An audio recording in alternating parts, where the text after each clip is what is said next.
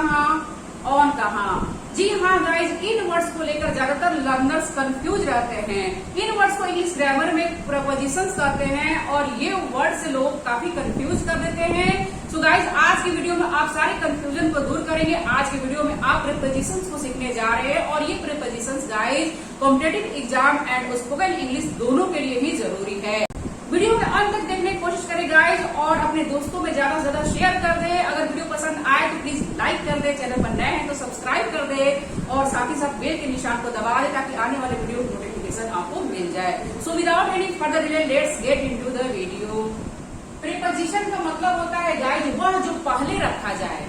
यह दो शब्दों से मिलकर बना है, प्री और पोजीशन। प्री का मतलब होता है पहले और पोजीशन का मतलब होती है जगह है, यानी किसी भी जगह के पहले जिन वर्ड्स का हम लोग यूज करते हैं वे प्रीपोजिशंस कहलाते हैं।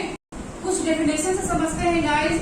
अ preposition is a word usually placed before a noun और अ प्रोनाउन, यानी प्रीपोजिशन वह शब्द है जो किसी नाउन या प्रोनाउन के पहले आकर to show its relation to some other word या वर्ड्स इन द सेंटेंस, यानी प्रीपोजिशन वह शब्द है जो किसी नाउन या प्रोनाउन के पहले आकर इसका संबंध है, यानी इस नाउन या प्रोनाउन का संबंध सेंटेंस में आए किसी दूसरे शब्द या शब्दों से कराता है। यानी प्रीपोजिशन वह शब्द है जो किसी नाउन या प्रोनाउन के पहले आकर इस नाउन या प्रोनाउन का संबंध जो है सेंटेंस में आए दूसरे किसी शब्द या शब्दों से कराता है, यानी ये रिलेट करता है एक दूसरे को। जैसे there is a cat on the table. Cat table के ऊपर है या टेबल पर है, तो यहाँ टेबल जो हुआ गाइस ये आपका नाउन हुआ और ऑन जो है टेबल और कैट, ये कैट सेंटेंस में है दूसरे किसी शब्द या आप इसको नाउन भी कह सकते हैं। तो इन दोनों के बीच के संबंध को कौन बता रहा है? ऑन बता रहा है। ये ऑन जो प्रीपोजिशन है गाइज यहाँ पर ऑन इन दोनों के बीच के संबंध को बता रहा है, यानी कि कैट जो है टेबल के ऊपर है, इस तरह से टेबल के ऊपर है, जस्ट सटी हुए टेबल से। तो अभी अभी आपने सीखा गाइज कि प्रीपोजिशन वो शब्द है जो किसी नाउन या प्रोनाउन के पहले आकर इस नाउन या प्रोनाउन का संबंध इससे बताएगा सेंटेंस में आए दूसरे किसी शब्द या शब्दों से कराता है। Next one is I am writing with a pen. मैं एक पेन से लिख रही हूँ। यहाँ पर अ पेन यहाँ पर गाइज नाउन हुआ या आप इसको ऑब्जेक्ट कर सकते हैं। And I am writing in दोनों के बीच के संबंध को कौन बता रहा है? विद बता रहा है।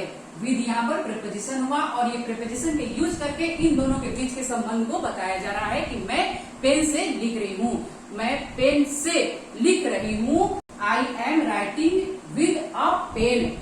अ पेन और एम राइटिंग के बीच के संबंध को ये विद बता रहा है, ये प्रीपोजिशन बता रहा है।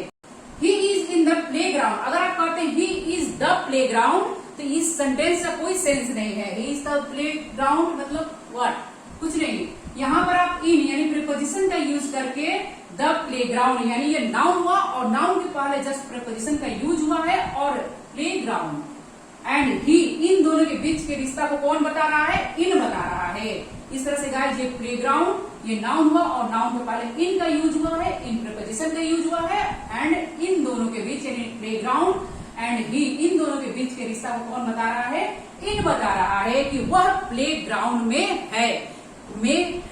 इस तरह से यहाँ पर इन दोनों के बीच के रिश्ता को बता रहा है, जो अभी आगे अपने डेफिनेशन में समझा कि नाउन या प्रोनाउन के पहले आकर इस नाउन या प्रोनाउन का रिश्ता जो है संबंध जो है दूसरे किसी सेंटेंस में आए शब्द या शब्दों या नाउन या प्रोनाउन से कराता है। Next one is he laughed at me. वह मुझ पर हंसा था। तो यहाँ पर guys he laughed at me जो है मी यहाँ पर प्रोनाउन है और प्रोनाउन के जस्ट पहले ये एट का यूज हुआ है। वह मुझ पर हंसा था तो मुझ पर के लिए यहाँ पर एट का यूज हुआ है और मी यहाँ पर प्रोनाउन है और ये जो है एट जो है प्रोनाउन यानी कि नाउन या प्रोनाउन का जो संबंध है सेंटेंस में आए दूसरे किसी शब्द या नाउन या प्रोनाउन से कराता है। तो इस तरह से गाइज इसका जो दोनों का संबंध है कौन बता रहा है? एट बता रहा है। एट ये जो है प्रीपोजिशन जो है इन दोनों के बीच के संबंध को दर्शा रहा है, बता रहा है। इस तरह से ये प्रीपोजिशंस गाइस बहुत ही इंपॉर्टेंट होते हैं। इनके बिना सेंटेंस का कोई सेंस नहीं है। यानी कि आप देख सकते हैं कि इनको हटा देंगे तो सेंटेंस का कोई मतलब नहीं है, कोई सेंस नहीं है। प्रीपोजिशंस इंग्लिश ग्रामर में बहुत ही इंपॉर्टेंट है, इनको समझना बहुत जरूरी है। अगर आप स्पोकन इंग्लिश की बात करें या कॉम्पिटेटिव एग्जाम्स की, दोनों के लिए ये प्रीपोजिशंस गाइस बहुत जरूरी है।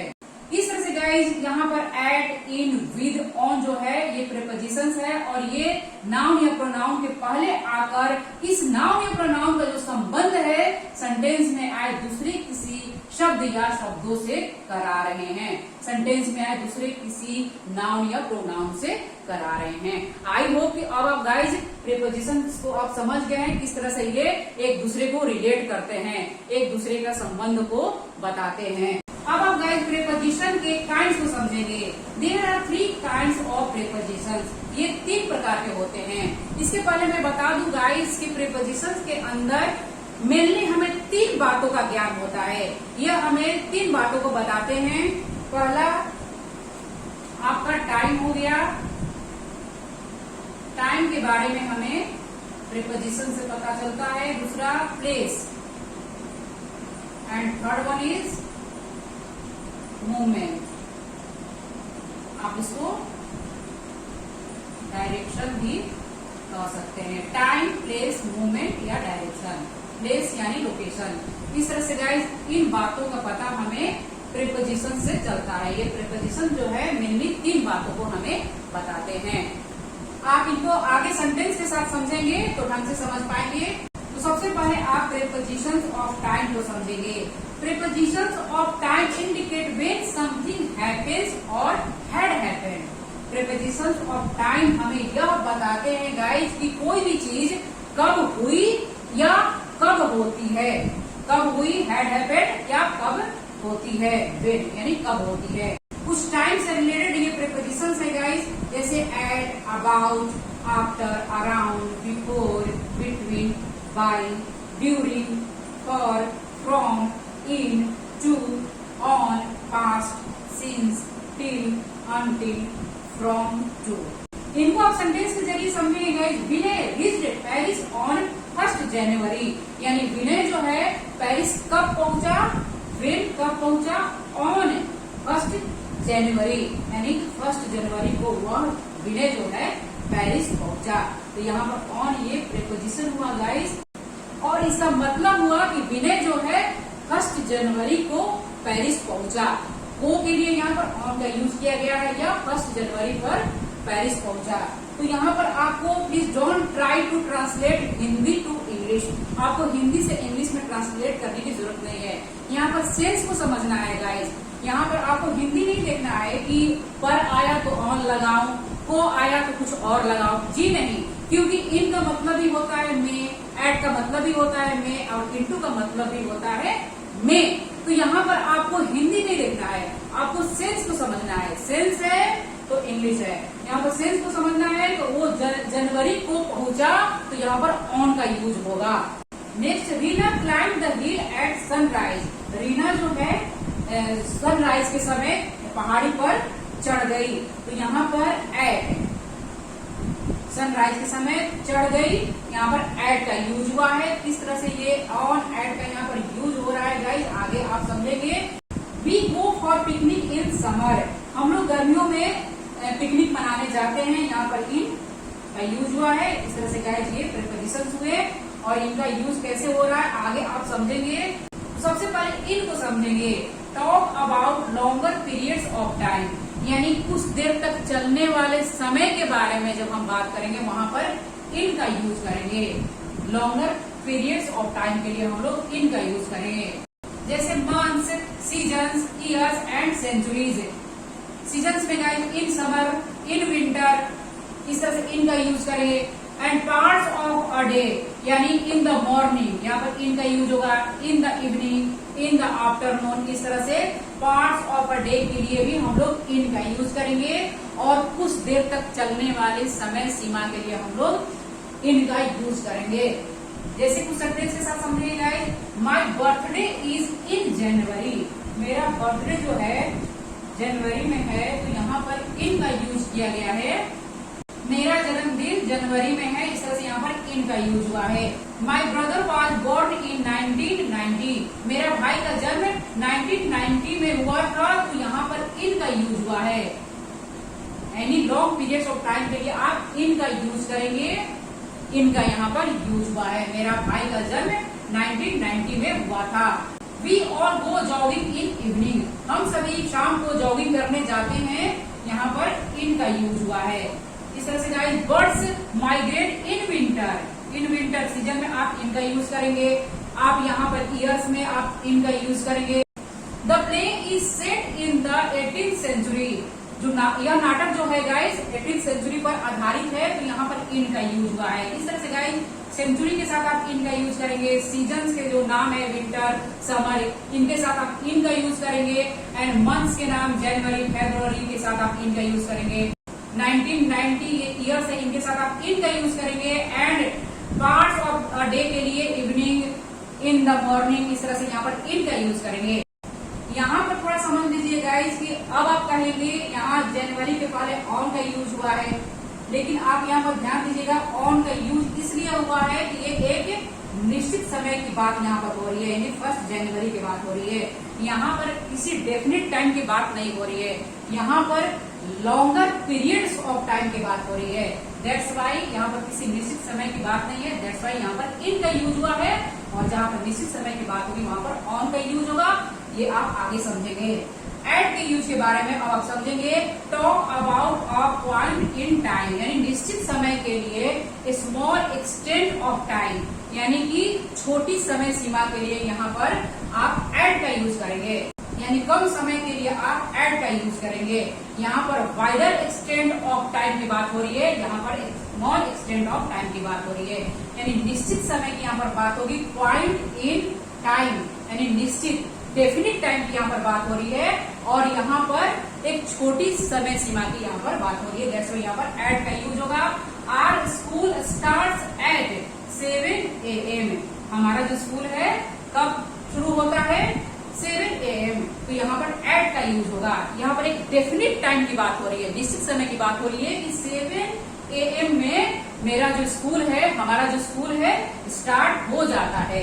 यह एक डेफिनिट टाइम की बात हो रही है। दैट्स व्हाई यहाँ पर आप एट का यूज करेंगे। किसी डेफिनिट टाइम के लिए, निश्चित समय के लिए आप एट का यूज करेंगे।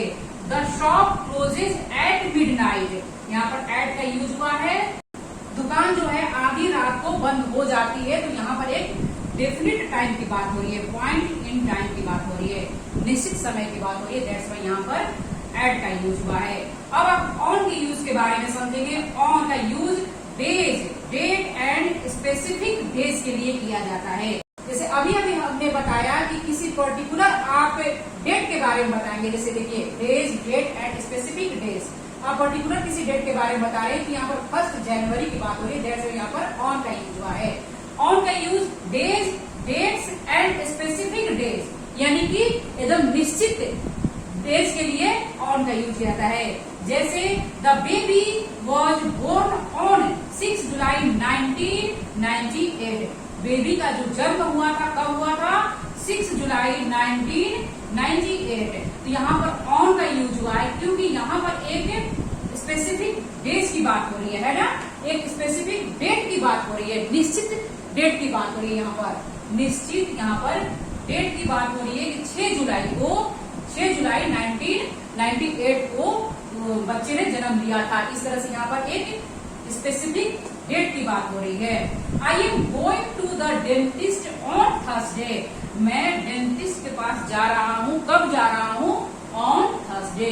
यहाँ पर एक स्पेसिफिक डे की बात हो रही है। थर्सडे को मैं डेंटिस्ट के पास जा रहा हूँ। डेंटिस्ट का मतलब होता है दांत के डॉक्टर। दांत के डॉक्टर के पास मैं जा रहा हूँ। यहाँ पर थर्सडे जो है गाइस ये स्पेसिफिक डे है। यहाँ पर एक पर्टिकुलर डे के बारे में बताया जा रहा है। दैट्स व्हाई यहाँ पर ऑन का यूज हुआ है। Next one is Christmas day falls on 25 December. Christmas day जो है कब होता है? 25 दिसंबर को। ये एक स्पेसिफिक डेट है गाइस, है ना। 25 एक डेट है, तारीख है, और एक निश्चित समय की बात यहाँ पर हो रही है। दैट्स व्हाई यहाँ पर ऑन का यूज हुआ है। ये एक स्पेसिफिक डेट के बारे में बात हो रही है। 25 दिसंबर, क्रिसमस डे 25 दिसंबर को होता है। I met her on Diwali, मैं उससे दिवाली पर मिला या मिली। इस तरह से यहाँ पर एक निश्चित दिन की बात हो रही है, स्पेसिफिक डे की यहाँ पर बात हो रही है, दैट्स वाई यहाँ पर ऑन का यूज हुआ है। इस तरह से गाइस ऑन का जो यूज है स्पेसिफिक डेज एंड डेट्स के लिए किया जाता है। आई होप कि अब आप गाइस प्रीपोजिशंस ऑफ टाइम को समझ चुके हैं, कहाँ पर इन का यूज करना है, कहाँ पर एट का यूज करना है और कहाँ पर ऑन का यूज करना है। तो थोड़ा सा आप यहाँ पर समझ लीजिए। इन, एट और ऑन का यूज इन वर्ड्स के साथ आप नहीं करेंगे, जैसे tomorrow, tomorrow, later, tonight, next week, last week, every week, this morning, every day, this evening, day after tomorrow. इस तरह से गाइस इन, एट और ऑन का यूज इन वर्ड्स के पहले आप नहीं करेंगे। इन, एट, ऑन ये प्रीपोजिशंस हैं गाइस, इनका जो यूज है इन वर्ड्स के पहले आप नहीं करेंगे। At tomorrow, in tomorrow, on tomorrow नहीं होगा। ये इन वर्ड्स के पहले आप इन, एट, ऑन का यूज नहीं करेंगे, ये गलत हो जाएगा। इनके पहले आप इनका यूज नहीं करेंगे। डन। अब आप ले लीजिए screenshot. Now we talk about prepositions of place and prepositions of movement. तो सबसे पहले हम लोग prepositions of place को समझेंगे। Prepositions of place indicate where someone or something is. यानी prepositions of place हमें यह बताते हैं कि कोई भी चीज या कोई इंसान कहाँ पर है। Prepositions of place से हमें यह पता चलता है कोई भी चीज या कोई इंसान जो है कहाँ पर है। तो ये कुछ वर्ड्स हैं गाइस प्लेस से रिलेटेड, जैसे इन, ऑन, एट, ये यहाँ पर प्लेस के लिए भी यूज होते हैं। Behind, between, under, near, beside, etcetera. कुछ एग्जांपल्स के साथ समझेंगे guys. Ravi said beside his sister. Beside का मतलब होता है बगल में। रवि अपनी बहन के बगल में बैठा था, या तो लेफ्ट या तो राइट, डजंट मैटर, बगल में। बिसाइड का मतलब होता है बगल में। रवि अपनी बहन के बगल में बैठा था। Priya is standing under the tree. तो ये प्रिया है और यहाँ पर ये ट्री है और ट्री के जो नीचे प्रिया खड़ी है ना, ट्री के नीचे। तो ये नीचे के लिए, अंडर के लिए नीचे होता है। प्रिया ट्री के नीचे, पेड़ के नीचे खड़ी हुई है। इस तरह से Priya is standing under the tree. ये अंडर हुआ गाइस, अंडर मतलब नीचे। प्रिया पेड़ के नीचे खड़ी हुई है। Neena's head is above the water. Neena का जो हेड है, ये रही आपका नीना, और इसका जो सर है नीनाज हेड, यानी जो नीना का जो सर है ये कहाँ पर है? एबव द वाटर, यानी पानी के ऊपर है ना। देखिए पानी के ऊपर इसका सर है। Neena's head is above the water. यहाँ पर एबव जो हुआ ऊपर के लिए, यानी पानी के ऊपर है। नीना का सर पानी के ऊपर है। Neena's head is above the water, पानी के ऊपर है। इस तरह से आई नो कि I am not good at drawing, but समझने के लिए बना रही हूँ गाइस। नीना का सर पानी के ऊपर है, इसलिए यहाँ पर एबव का यूज हुआ है। Shashank is standing between Tina and Riya. ये रही रिया एंड ये रही टीना। ओके, इन दोनों के बीच में कौन खड़ा है? इन दोनों के बीच में ये शशांक खड़ा है। बिटवीन का मतलब होता है बीच में। देखिए यहाँ पर शशांक जो है रिया और टीना के बीच में खड़ा है, तो बीच के लिए बिटवीन का यूज किया जाता है। दो चीजों के बीच के लिए बिटवीन का हम लोग यूज करेंगे। The bicycle is behind the gate. Behind का मतलब होता है के पीछे। बाइसिकल गेट के पीछे है। बिहाइंड के पीछे, गेट के पीछे है। साइकिल जो है गेट के पीछे। इस तरह से के पीछे के लिए हम लोग बिहाइंड का यूज कर दिए हैं। बाइसिकल यानी साइकिल जो है गेट के पीछे है, तो यहाँ पर बिहाइंड का यूज हुआ है। इस तरह से गाइस इन वर्ड्स से, इन प्रीपोजिशन से हमें प्लेस के बारे में पता चल रहा है। बिसाइड बगल में, अंडर नीचे, एबव ऊपर, बिटवीन बीच में, बिहाइंड पीछे। इनसे हमें प्लेस के बारे में, जगह के बारे में पता चल रहा है। अब आप इन, एट और ऑन को समझेंगे जो बहुत ही जरूरी है। इन्हीं को लेकर लर्नर्स कंफ्यूज होते हैं। तो सबसे पहले हम लोग इन का बात करते हैं। इन का मतलब होता है में या के अंदर। अब यहाँ पर इन का जो यूज है बड़े स्थान यानी बड़े जगह के लिए किया जाता है। वाइडर एक्सटेंट ऑफ स्पेस है। आपने प्रीपोजिशंस ऑफ टाइम में समझा कि इन का जो यूज है वाइडर एक्सटेंट ऑफ टाइम के लिए किया जाता है, यानी कि लॉन्ग पीरियड टाइम के लिए इन का यूज किया जाता है। तो यहाँ पर आप देखेंगे वाइडर एक्सटेंट ऑफ स्पेस यानी बड़े स्थान के लिए, बड़े जगह के लिए आप इन का यूज करेंगे। एंड के भीतर यानी अंदर के लिए भी, किसी कोई भी चीज अंदर के लिए आप के अंदर, के भीतर के लिए आप इन का यूज करेंगे। वाइडर एक्सटेंट ऑफ स्पेस यानी बड़े जगह के लिए, एंड के भीतर, के अंदर के लिए आप इन का यूज करेंगे। कुछ एग्जाम्पल्स के साथ समझेंगे guys. I live in India या दिल्ली। तो यहाँ पर इन जो है, क्योंकि इंडिया में रहता हूँ, तो यहाँ इंडिया जो है बड़े जगह की बात हो रही है, तो यहाँ पर आप इन का यूज करेंगे। आई लिव इन इंडिया या I live in Delhi, I live in Lucknow, क्योंकि ये बड़े जगह की बात हो रही है। यहाँ पर वाइडर एक्सटेंट ऑफ स्पेस की बात हो रही है, यानी कि बड़े जगह की यहाँ पर बात हो रही है। दैट्स व्हाई यहाँ पर आप इन का यूज करेंगे। इन लखनऊ, इन पटना, इन मुंबई, इन इंडिया, इन राजस्थान, इस तरह से आप यहाँ पर इन का यूज करेंगे। Then next one is he was born in Punjab. Punjab यहाँ बड़े जगह की बात हो रही है, तो यहाँ पर इन का आप यूज करेंगे। He was born in Punjab, उसका जन्म जो है पंजाब में हुआ था। तो मे के लिए आप इन का यूज कर रहे हैं, लेकिन आपको ये हिंदी नहीं देखना, आपको सेंस देखना है। यानी जब बड़े जगह की बात होगी वहां पर आप इन का यूज करेंगे। जब लॉन्ग पीरियड की बात होगी, वाइडर एक्सटेंट ऑफ टाइम की बात होगी, जनरल यानी या मंथ के नाम हो, या आप सीजन के नाम हो, या सेंचुरी, इनके लिए आप वहां पर इन का यूज करेंगे। वाइडर एक्सटेंट ऑफ टाइम के लिए वहां पर इन का यूज आपने सीखा। तो यहाँ पर वाइडर एक्सटेंट ऑफ स्पेस यानी बड़े जगह के लिए यहाँ पर इन का यूज करेंगे। और यहाँ पर देखिए बड़े जगह की बात हो रही है, दैट्स व्हाई यहाँ पर इन का यूज हम लोगों ने किया। The principal is in the hall. अब प्रिंसिपल जो है हॉल के भीतर है, के भीतर के लिए या के अंदर के लिए भी हम लोग इन का यूज करेंगे। The principal is in the hall. Principal जो है हॉल में है, हॉल के अंदर है, दैट्स व्हाई यहाँ पर इन का यूज होगा। I am in the room, मैं कमरे में हूँ, तो यहाँ पर इन का यूज होगा। क्योंकि यहाँ पर बंद जगह है और इसके अंदर मैं हूँ, तो मैं कमरे में हूँ। I M in the room, इस तरह से यहाँ पर इन का यूज होगा। के अंदर के लिए, के भीतर के लिए भी हम लोग इन का यूज करेंगे।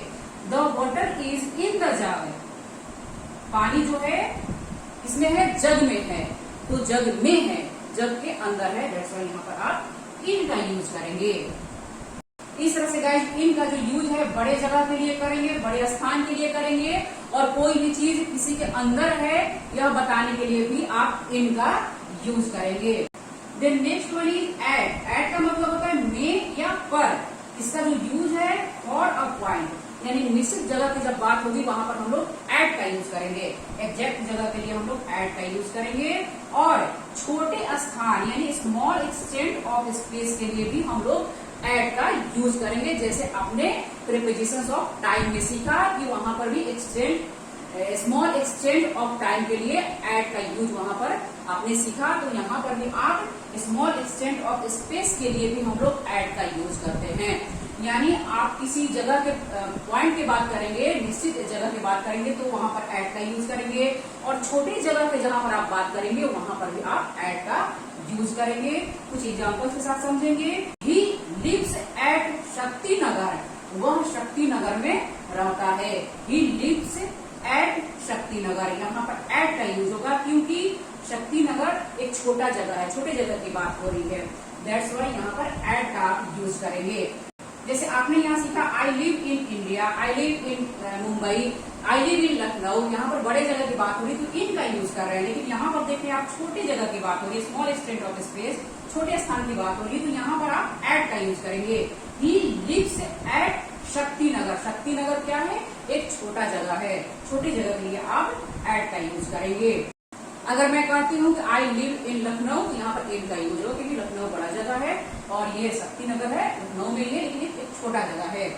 I live at Indira Nagar in Lucknow. लेकिन अगर आप यह कहते हैं कि मैं लखनऊ में इंदिरा नगर में रहता हूँ या रहती हूँ, तो यहाँ पर में 2 बार आया है, तो 2 बार आप इन का यूज नहीं करेंगे। आप बोलेंगे आई लिव एट इंदिरा नगर। पहले इंदिरा नगर को बताएंगे क्योंकि इंदिरा नगर एक छोटा जगह है। आई live at Indira Nagar in Lucknow, यहाँ पर इन का यूज करेंगे क्योंकि इन दोनों में कंपेयर करेंगे तो लखनऊ जो है एक बड़ा जगह है और इंदिरा नगर जो है एक छोटा जगह है। तो अगर आप इस तरह से बोलते समय 2 के बीच आप कंपेयर करते हैं तो बड़े जगह के लिए आप इन का यूज करेंगे और छोटी जगह के लिए आप एट का यूज करेंगे। I live at Indira Nagar then in Lucknow बोलेंगे। I live at Indira Nagar in Lucknow, इस तरह से आप बोलेंगे। अगर एक की बात होगी तो आप इन का यूज करेंगे। Then next one is my father is at home. मेरे पापा जो हैं घर पर हैं। यहाँ पर एक एग्जैक्ट प्लेस की बात हो रही है, जगह की बात हो रही है। मेरे पापा कहाँ है? घर पर हैं, तो यहाँ पर आप एट का यूज करेंगे। एक पॉइंट की बात हो रही है यहाँ पर। Rohan is waiting for you at the bus stop. Rohan तुम्हारा बस स्टॉप पर इंतजार कर रहा है। Rohan is waiting for you at the bus stop. यहाँ पर एट का यूज होगा क्योंकि यहाँ पर एक पॉइंट की बात हो रही है, एक यहाँ पर स्पेसिफिक जगह की बात हो रही है। दैट्स वाई यहाँ पर आप एट का यूज करेंगे। बस स्टॉप एक पॉइंट है गाइस, दैट्स वाई यहाँ पर आप एट का यूज करेंगे। The shop is at the end of the street. जो दुकान है गली के अंत में है। The shop is at the end of the street, तो यहाँ पर आप एट का यूज करेंगे क्योंकि यहाँ पर एक पॉइंट की बात हो रही है, एक निश्चित जगह की बात हो रही है। इस तरह से कॉर्नर के लिए आप एट का यूज करेंगे, एट द कॉर्नर, क्योंकि एक निश्चित जगह की बात हो रही है। At the corner, at the door, he is standing at the door. इस तरह से एट का यहाँ पर यूज करेंगे, मैंने दरवाजा पर। एट द एंट्रेंस, जहाँ पर हम लोग एंट्री करते हैं वहां पर हम लोग एट का यूज करते हैं, at the entrance. At the front desk, यहाँ पर एट का यूज करेंगे क्योंकि पॉइंट की बात हो रही है। At the end of the road, road के आखिरी छोर पर यहाँ पर हम लोग एट का यूज करेंगे। इस तरह से गाइस एट का use small extend of space, छोटी जगह के लिए करेंगे। एंड फॉर अ पॉइंट, यानी कि निश्चित जगह की जब आप बात करेंगे, एग्जैक्ट जगह के, एग्जैक्ट लोकेशन के, वहां पर आप एट का यूज करेंगे। नेक्स्ट हम लोग मूव करेंगे ऑन। ऑन का मतलब होता है पर या के ऊपर, एक दूसरे से सटा हुआ। सरफेस के लिए हम लोग ऑन का यूज करते हैं। जैसे यह सरफेस हुआ गाइस, और यहाँ पर मैं मार्कर को रख दूं और मैं यह कहूं कि यह मार्कर मेरे हाथ पर है। The marker is on my hand. इस तरह से ये सरफेस हुआ और ये मार्कर जो है एक दूसरे से सटा हुआ है ना, ये सरफेस से मार्कर जो है सटा हुआ है। इस तरह से सटा होना चाहिए सरफेस और ये जो चीज है एक दूसरे से सटा होना चाहिए। यहाँ पर हम लोग ऑन का यूज करेंगे। The marker is on my hand. यहाँ अगर वर्ब होगा गाइस तो भी आप ऑन का यूज करेंगे। पंखा के लिए भी आप ऑन का यूज करेंगे। इस तरह से गाइस सरफेस होना चाहिए और जो भी चीज है सरफेस से सटा होना चाहिए, एक दूसरे से सटा होना चाहिए, वहां पर हम लोग ऑन का यूज करते हैं। कुछ एग्जाम्पल के साथ समझेंगे guys. The book is on the table. किताब जो है टेबल पर है, टेबल के ऊपर है। The book is on the table, table से सटा हुआ है। टेबल पर किताब, ये टेबल है और ये किताब है, समझ लीजिए। तो ये किताब जो है टेबल एक दूसरे से सटा हुआ है, यहाँ पर हम लोग ऑन का यूज करेंगे। The book is on the table. They are sitting on the grass. वे लोग जो है घास पर बैठे हुए हैं, तो यहाँ पर ऑन का हम लोग यूज करेंगे। They are sitting on the grass. वे लोग घास पर बैठे हुए हैं, है ना, उसके ऊपर एक दूसरे से सटे हुए हैं। शी स्लीप्स ऑन द रूफ है, यहाँ पर ऑन का यूज करेंगे। वह छत पर सोती है, रूफ है, एक दूसरे से सटी हुई है, सोती है, सोना एक दूसरे से सटा होना होता है, तो यहाँ पर आप ऑन का यूज कर देंगे। You are standing on my foot. तुम मेरे पैर पर खड़े हो, मेरे पैर के ऊपर तुम खड़े हो, इस तरह से भाई होगा ना ऐसे, तो यहाँ पर आप एक दूसरे सटा होगा, यहाँ पर आप ऑन का यूज करेंगे। यानी कि विशेष ध्यान दीजिएगा, ऑन का यूज एक दूसरे से सटा होना चाहिए, नहीं सरफेस के लिए होता है और ये चीज और सरफेस एक दूसरे के कांटेक्ट में होना चाहिए, सटा होना चाहिए। वहां पर आप ऑन का यूज कर देंगे बिना सोचे समझे। ऑन अ बस, बस के लिए भी आप ऑन का यूज करेंगे। ऑन अ ट्रेन, ट्रेन के लिए भी आप ऑन का यूज करेंगे। ऑन अ प्लेन, प्लेन के लिए भी आप ऑन का यूज करेंगे। एंड ऑन द वे, रास्ते के लिए भी आप ऑन का यूज करेंगे। इस तरह से on the wall, on the road, on the floor, on का वहां पर यूज करेंगे आप। In my pocket, in the box, in the playground, यहाँ पर आप इन का यूज करेंगे जब जगह की बात करेंगे। Then next one is prepositions of movement. Prepositions of movement indicate where something या somebody is going. Prepositions of movement या डायरेक्शन हमें यह बताते हैं कि कोई भी चीज या कोई भी इंसान कहाँ जा रहा है। इस तरह से हमें प्रीपोजिशंस ऑफ मूवमेंट से पता चलता है। ये कुछ वर्ड्स से गाइस मूवमेंट से रिलेटेड, जैसे from, off, to, towards, into, down, on to, up etcetera. कुछ एग्जांपल्स के साथ समझेंगे guys. Ram is going to college, Ram college जा रहा है। टू का यूज होता है अगर आपको डेस्टिनेशन पता हो, यानी कि राम कहाँ जा रहा है, कॉलेज जा रहा है। यहाँ पर डेस्टिनेशन, गंतव्य पता है, लक्ष्य पता है, तय है कि राम जो है कॉलेज जा रहा है, तो यहाँ पर आप टू का यूज करेंगे। Ram is going to college. Direction तो है ही, डेस्टिनेशन भी यहाँ पर है। डायरेक्शन है कॉलेज जा रहा है और डेस्टिनेशन भी है कि वह जो है राम जो है कॉलेज ही जा रहा है, यानी लक्ष्य है कॉलेज जा रहा है, गंतव्य कॉलेज है। सेंड हिम टू स्कूल, उसे स्कूल भेजो। तो यहाँ पर भी एक डेस्टिनेशन की बात हो रही है, यानी कि लक्ष्य स्कूल भेजना है उसे, यह तय जगह है कि स्कूल उसको भेजना है। तो यहाँ पर डायरेक्शन तो है ही, डेस्टिनेशन भी है, दैट्स वाई यहाँ पर आप टू का यूज करेंगे। यानी जहाँ पर डेस्टिनेशन की बात होगी, जहाँ तय जगह पर जाना है, वहां पर आप टू का यूज करेंगे। और टू वर्ड्स का यूज कहाँ करेंगे, ये भी आप अभी अभी सीख ले। He is going towards the college. Towards का मतलब होता है के तरफ। He is going towards the college, वह कॉलेज के तरफ जा रहा है। यह सेंटेंस से ही पता चल रहा है गाइस, यहाँ पर डेस्टिनेशन की बात नहीं हो रही है, डायरेक्शन है, दिशा है कि कॉलेज की तरफ जा रहा है। यहाँ पर डायरेक्शन की बात हो रही है, दिशा है कि कॉलेज की तरफ जा रहा है, डायरेक्शन है, लेकिन डेस्टिनेशन नहीं है। यहाँ पर कोई ऐसा तय जगह नहीं है, कोई यहाँ पर मतलब क्या फिक्स जगह नहीं है कि वहाँ वो जा रहा है। वह कॉलेज की तरफ जा रहा है, लेकिन कॉलेज जा रहा है कि नहीं जा रहा है यह नहीं पता है। हो सकता है मे बी कॉलेज के आगे कोई और जा रहा है, आपने देखा और आपने कह दिया कि ही is going towards the college, वह कॉलेज की तरफ जा रहा है, लेकिन यहाँ पर डायरेक्शन तो है लेकिन डेस्टिनेशन नहीं है। कॉलेज की तरफ जा रहा है लेकिन कॉलेज जा रहा है कहीं और जा रहा है, यह पता नहीं है। तो यहाँ पर हम लोग क्या यूज करेंगे, टू वर्ड्स का यूज करेंगे। टू वर्ड्स का मतलब होता है के तरफ, है ना। यहाँ पर डायरेक्शन है बट डेस्टिनेशन नहीं है, डेस्टिनेशन यहाँ पर तय नहीं है। Then next, he fell off the bike, वह बाइक से गिर गया। और ऊपर से नीचे यानी सेपरेशन के लिए हम लोग अलगाव के लिए ऑफ का यूज करते हैं। वह बाइक से गिर गया, है ना, बाइक से गिर गया। तो यहाँ पर एक तरह से अलगाव हो रहा है ना, ऊपर से नीचे की तरफ, तो यहाँ पर आप ऑफ का यूज करेंगे।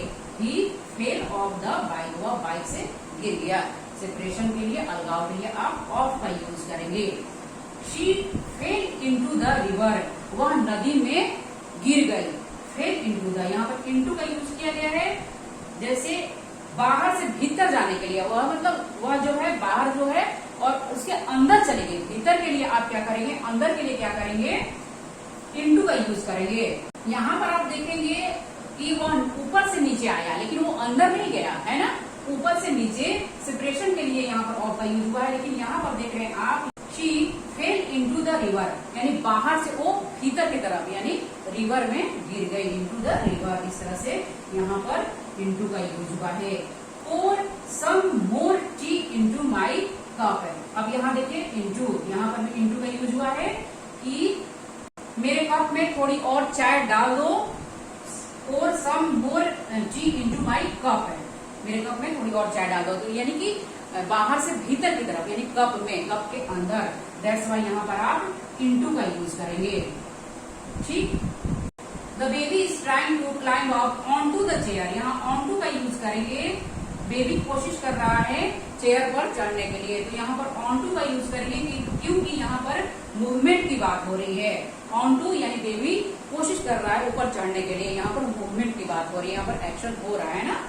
लेकिन यहाँ पर आप देख रहे हैं कि ऑन यानी कोई भी चीज पहले से ही कहीं रखी हुई है तो वहां पर हम लोग ऑन का यूज करते हैं। कोई भी चीज पहले से ही सरफेस पर रखी हुई है वहां पर आप ऑन का यूज करेंगे। लेकिन ऑन टू का यूज यहाँ पर मूवमेंट हो रहा है, यानी कोई भी चीज कहीं रखी जा रही है वहां पर आप ऑन टू का यूज करेंगे, यहाँ पर मूवमेंट की बात हो रही है। The snowball is rolling down the hill. Down का मतलब होता है नीचे, बर्फ का गोला पहाड़ी से नीचे गिर रहा है तो यहाँ पर आप डाउन का यूज करेंगे। यहाँ पर भी मूवमेंट की बात हो रही है, बर्फ का गोला पहाड़ी से नीचे गिर रहा है, यहाँ पर मूवमेंट हो रहा है। He has come from Delhi। From का मतलब होता है से, वह दिल्ली से आ चुका है तो यहाँ पर आप फ्रॉम का यूज करेंगे। He has come from Delhi, वह दिल्ली से आ चुका है। Tom is hiding behind the tree। behind का मतलब होता है पीछे, टॉम ट्री के पीछे छिपा हुआ है, इस तरह से बिहाइंड का यहाँ पर यूज हुआ है। इस तरह से गाइस यहाँ पर मूवमेंट की बात हो रही है, कोई भी चीज या कोई भी इंसान कहाँ जा रहा है, बाहर से भीतर जाना, ऊपर से नीचे गिरना, नीचे से ऊपर चढ़ना, इस तरह से यहाँ पर मूवमेंट की बात हो रही है। यहाँ पर आपने सीखा कि कोई भी चीज ऑलरेडी पहले से ही रखी हुई है या रखी हुई थी तो वहां पर आप क्या यूज करेंगे, ऑन का यूज करेंगे। यहाँ मूवमेंट नहीं है, लेकिन यहाँ पर आपने सीखा कि यहाँ पर मूवमेंट की बात हो रही है, कोई भी चीज गति में है, यानी कि कोई भी चीज मूवमेंट में है। अब आप ले लीजिए स्क्रीनशॉट। इस तरह से गाइस प्रीपोजिशंस को रटने की जरूरत नहीं है, इन्हें समझने की जरूरत है। जैसे आपने डेफिनेशन में समझा कि वो प्रीपोजिशन वह शब्द है जो किसी नाउन या प्रोनाउन के पहले आकर उस नाउन या प्रोनाउन का संबंध सेंटेंस में आए दूसरे किसी शब्द या शब्दों से कराता है। यहाँ पर आप देख सकते हैं कि ये नाउन या प्रोनाउन के पहले यूज होकर और इस नाउन या प्रोनाउन का संबंध सेंटेंस में आए दूसरे किसी नाउन या प्रोनाउन या शब्दों से कराता है। बहुत ही सिंपल ये चीज है, आप समझ जाएंगे तो जिंदगी भर के लिए नहीं भूल पाएंगे। आई होप कि आज की वीडियो देखने के बाद आप इन, एट और ऑन को लेकर कभी भी कंफ्यूज नहीं होंगे। इसी तरह से बहुत सारे कंफ्यूजिंग प्रीपोजिशन से गाइज मैं आगे की वीडियो में बताऊंगी।